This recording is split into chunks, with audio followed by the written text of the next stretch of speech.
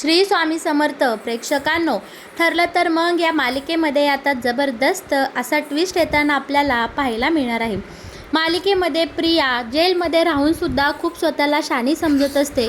तिला मदत करणारी पोलीस आता बरोबर अर्जुनच्या कचाट्यात सापडणार आणि ती पोलीस तर आता रस्टिकेट होणार, पण त्याआधी प्रियाचा चांगलाच बँड वाजताना आपल्याला पाहायला मिळणार आहे। मालिकेमध्ये आपण पाहत आलोय की ही जी पोलीस तिथे असते पहारेदार, ती इकडे नेहमीच प्रियाला मदत करत आली आहे। तिने प्रत्येक वेळी प्रियाला फोन दिला आहे आणि बाहेरच्यांसोबत हिने कॉन्टॅक्ट करून दिलेला आपण पाहिला आहे। इकडे आपला अर्जुन सायलीला भेटण्यासाठी जेलमध्ये आलेला असतो।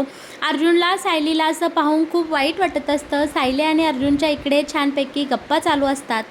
इकडे सायली अर्जुनला खोदून विचारत असते की काय झालं, त्या सोनलचं काय झालं, तुम्ही मला सांगाल का? सोनल ठीक आहे ना, आपण तिची जबानी घेऊया। तर इकडे सायली बोलत असताना आपला अर्जुन फक्त शांत असतो आणि सगळं काही ठीक आहे याचं सगळं इकडे दाखवून देत असतो। तेव्हा आपली सायली इकडे बाळाची शपथ देते आणि अर्जुनला बोलते की जे काही आहे ते मला स्पष्टपणे सांगा। तेव्हा आपला अर्जुन सांगू लागतो की सोनलवर त्या ठिकाणी खूप काही अनहोनी प्रसंग आलेला आहे, म्हणजे इकडे आता त्या सोनलवर जबरदस्ती झालेली आहे आणि तिच्यासोबत नको ते तिथे घडलेलं आहे, तिच्यावर अत्याचार झाले आहे। ही बातमी ऐकून इकडे सायलीला खूप टेन्शन आलेलं असतं। सायली बोलते की आपल्या हातून एवढी मोठी चूक झाली कशी? सोनलच्या या अवस्थेला नक्कीच मी जबाबदार आहे, मी या सगळ्या गोष्टींकडे जातीने पाहायला हवं होतं। तेव्हा अर्जुन बोलतो, हो बायको, म्हणूनच मी तुला काही सांगत नव्हतो।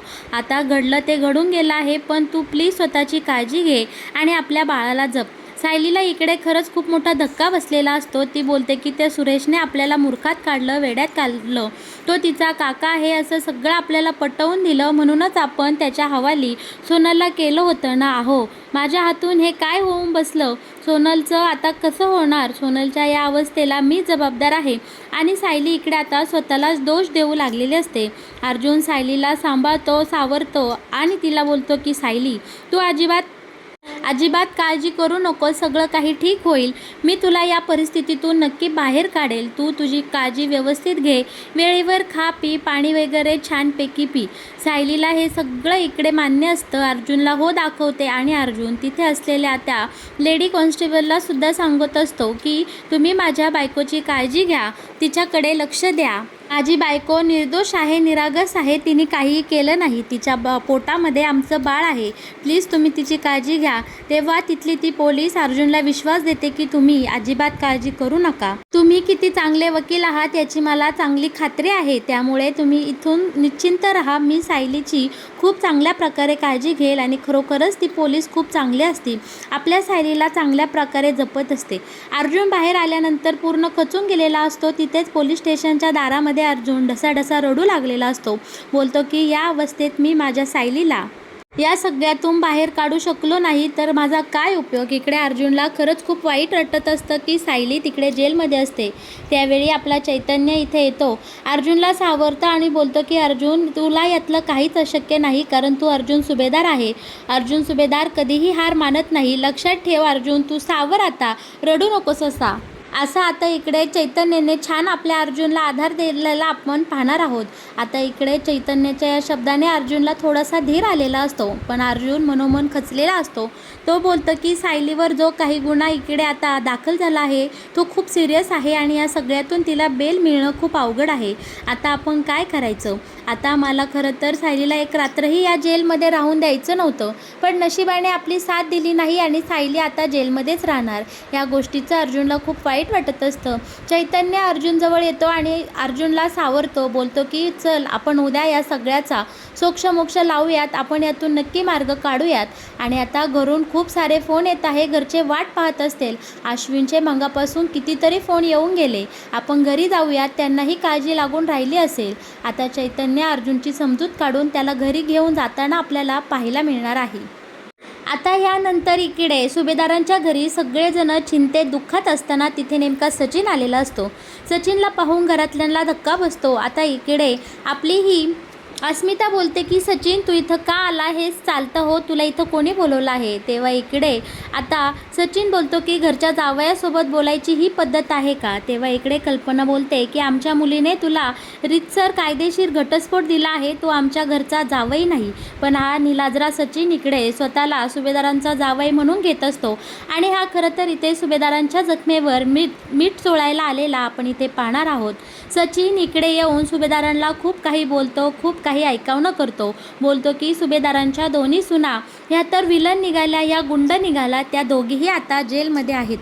सगळ्या सुभेदारांना आता हा सचिन बोलत असतो की अहो तुमच्या जावयाने काय गुन्हा केला होता, मी फक्त एक अफेअर आणि छोटे मोठे पैशाचे घोळ केले, पण तुमच्या सुनेने तर काय केलं, एका निरागस मुलीच्या आयुष्याची खेळली, शिवाय लहान मुलींची तस्करी केली.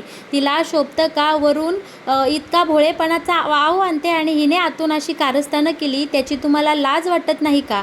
इकडे श्वेताला सचिनच्या बोलण्याचं खूप हसू येत असतं, पण बाकी सगळेजण आता सचिनला या त्याच्या प्रत्येक शब्दाचं सडेतोड उत्तर देताना आपण इकडे पाहणार आहोत. कल्पना बोलते की सायलीची आणि तुझी बरोबरी तर कधी होऊ शकणार नाही. आणि राहिला प्रश्न प्रियाचा, प्रिया तर गुन्हेगारच होती रे, ती तुझ्यासारखी नीच बाईच निघाली. तिला काय आम्ही सगळ्यांनी दया दाखवायची, त्या प्रियाविषयी आम्हाला काही वाटत नाही. आमची सायली निरागस आहे, तिच्या पोटामध्ये बाळ आहे आणि तिला या अवस्थेत जेलमध्ये जायला लागलं. खरंच या गोष्टीचं आम्हाला वाईट वाटते, पण तू आमच्या घरातून आता निघून गेला तरी चालेल. आमच्या सुनेला या सगळ्या प्रकरणातून कसं बाहेर काढायचं हे आम्ही सगळेजण पाहून घेऊ.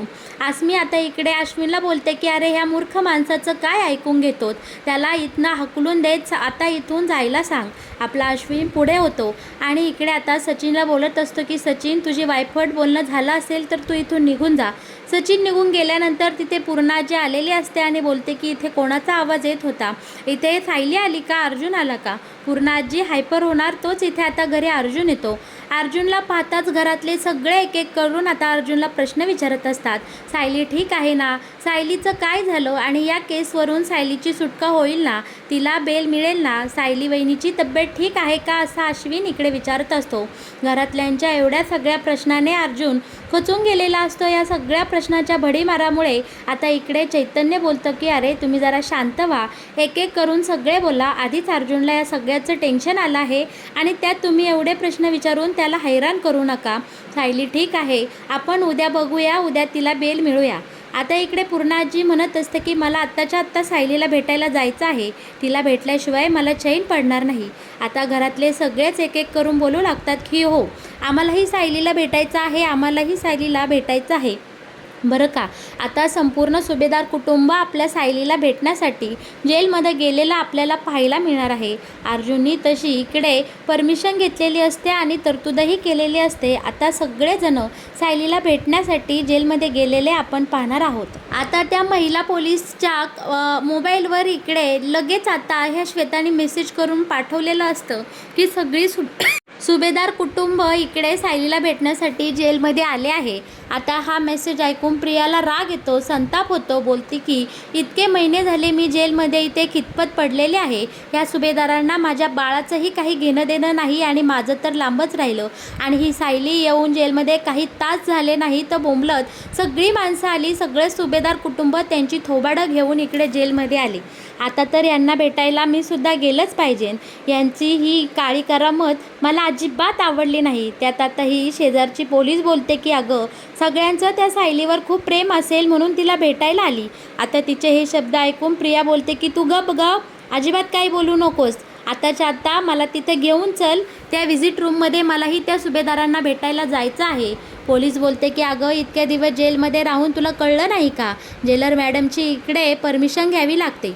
प्रिया बोलते की मला त्या जेलर मॅडमकर घेऊन चल आत्ताच्या आत्ता, कारण मला त्यांच्याकडनं परमिशन घ्यायची आहे. मी त्यांच्या हातापाय जोडेल, पाया पडेल आणि त्यांच्याकडनं परमिशन मिळेल. या सगळ्याचे तुला एक्स्ट्रा पैसे मिळून जातील. आता प्रियाच्या सांगण्यावरून त्या मॅडमने तिला जेलरकडे नेलेलं असतं आणि प्रियाने आता जेलरकडनं इकडे परमिशन मिळवून इकडे व्हिजिट रूममध्ये आलेले असते. व्हिजिट रूममध्ये सगळेजण सायलीसोबत अगदी प्रेमाने गप्पा मारत असतात. सायलीला आणि तिच्या बाळाची खूप आतुरतेने इकडे ही सगळी घरी येण्याची वाट पाहतात असे सगळे बोलतात. मधुभाऊ बोलतात की आपण त्या सुरेश विरोधात मी कोर्टामध्ये साक्ष देईल. आपण या सगळ्या घडल्या प्रकरणाची बरोबर चौकशी करूयात आणि यातून बाहेर पडण्याचा मार्ग पाहूया. इकडे प्रत्येकजण आपल्या मनाने सायलीला धीर देण्याचा प्रयत्न करत असते आणि सायलीसोबतचे इतके प्रेमाचे बंध पाहून इकडे प्रियाचं डोकं फिरलेलं असतं. प्रिया या सगळ्यांचं प्रेम पाहून तिथे येते आणि तमाशा सुरू करते. बोलते की आता बरं सगळ्या सुभेदारांना इकडे जेलमध्ये यावं वाटलं. इतके महिने झाले मी आणि माझं बाळ या जेलमध्ये खितपत पडलं आहे. कुणालाही आम्हाला भेटायला येण्याची इच्छा झाली नाही आणि आता का आली आहे. अश्विनही प्रिया खूप काही बोलत असते. अश्विन बोलतो की तुझ्याशी आणि तुझ्या बाळाशी माझा आणि माझ्या घरच्यांचा काहीही संबंध नाही, त्यामुळे तुला इथं कुणी बोलवलं नाही. आम्ही फक्त सायलीला भेटायला आलो आहेत. तू कशासाठी इथं आलीस. तेव्हा आता प्रिया तिचाच हेकेखोरपणा सुरू करत असते. यावर सगळे सुभेदार म्हणतात की आम्ही सगळे आमच्या सायलीच्या पाठीशी खंबीरपणे उभे आहोत.